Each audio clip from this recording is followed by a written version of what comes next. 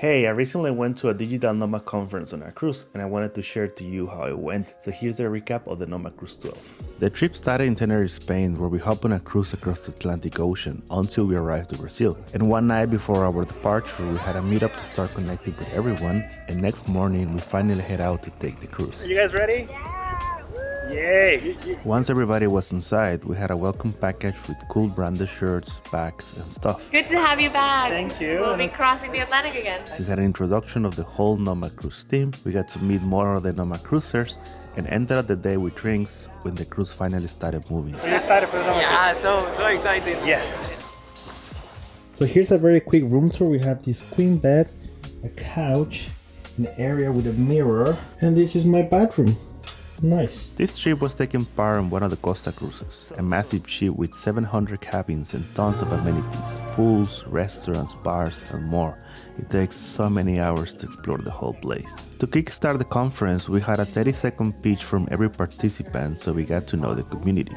And of course, I also did mine. I'm a YouTuber. I film city guides for digital nomads. Just check my name, Sergio Sala. And every single day, we were having all kinds of talks from great speakers. Topics were from mindset, entrepreneurship, relationship, investing, traveling, and so much more. I also had an opportunity to give a talk about my experience in nomading around the world, so I think my speaking part went very well. There was also a conference part where anybody could add their topic and gather around to talk about it. We had an event called Piranha Tank where people pitched their businesses to real investors to make their projects come true. Networking was a non-stop benefit in this cruise. Every morning I went to the coffee shop to get a good espresso and chat with some friends. For lunch I was hanging out with other cruisers at the buffet area. I was choosing my own meal. And every single night we had the option to go to this restaurant that has 4-course dinners. This dinner included a starter, main course, dessert, and even some wine. Everything was so delicious every night. And I like that you have options, so they have vegetarian, they have sugar-free, they have pescatarian. We also checked out the Tempajaki restaurant, and that it was so much fun to interact with the chef while he was cooking so much delicious Japanese food. There was also great Italian restaurants, one with delicious pizzas and another with a very tasty gelato. Every day I visited the library for a few hours to do some online work, as we had good internet access thanks to the Starlink service. And an interesting experience was to adjust ourselves to the time zones, because each day we were moving the clock 1 hour behind. We were never bored the days cruising on the cruise, as we had so many fun activities planned, such as yoga in the morning, going out to the disco, lots of parties including a fun 19th theme party, karaoke time with everyone, salsa lessons, a silent disco on the main plaza, board games, singing ballads at the dock, a social bingo with Nomad topics, and also a very memorable improv show where many people got out of their comfort zone. It was so fun.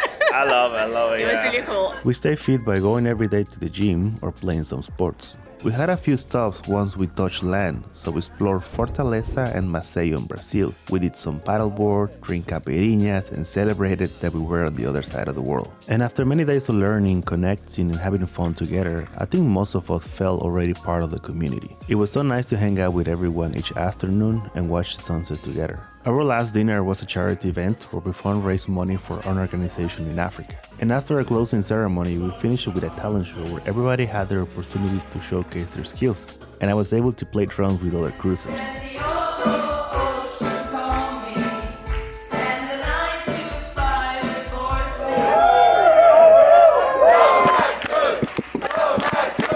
And after finally landing in Brazil, we all stuck together for a while. We had reunions in Salvador, Morro, Sao Paulo, Itacaré, and ended up in Rio de Janeiro.